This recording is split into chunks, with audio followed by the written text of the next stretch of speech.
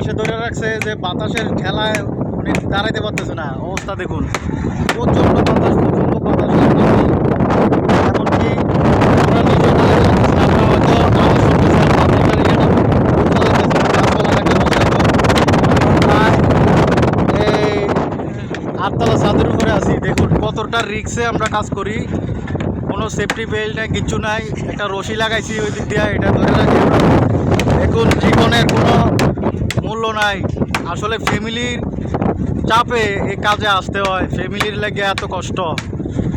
দেখুন কত উঁচার ভিতরে দড়ির ভিতরে দৌড়িয়া দৌড়িয়া কাজ করতে হয়। দেখুন এরপরেও একটা শেয়ার পাই, একটা কমেন্ট পাই না, একটা লাইক পাই না। ভাই একটা শেয়ার দিলে এই কষ্টটা কষ্ট মনে হয় না।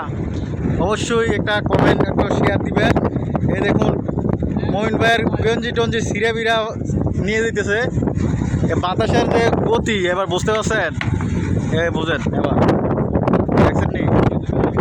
এখন আমরা বাকি কাজটা দেখাবো পরে।